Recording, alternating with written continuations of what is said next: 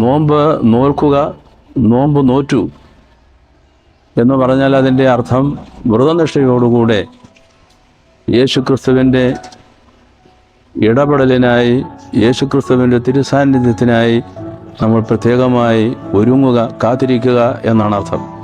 നോമ്പും ഉപവാസവും എല്ലാ സംസ്കാരങ്ങളിലുമുണ്ട്. നോമ്പും ഉപവാസവും വഴിയായി മനുഷ്യ ശരീര മനസ്സുകളെ പാകപ്പെടുത്തി ആത്മാവിനെ ശുദ്ധീകരിച്ച് പ്രകാശിപ്പിക്കുന്നതിനുള്ള ഉപായമാണ് നോമ്പും ഉപവാസവും.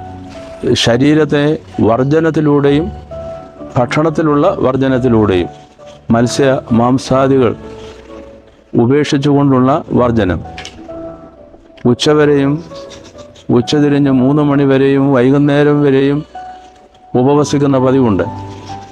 അങ്ങനെ വർജനത്തോടെയും ഉപവാസത്തോടെയും ശരീരത്തെ പാകപ്പെടുത്തുന്നതിനുള്ള ഒരു സന്ദർഭമാണ് നോമ്പ്.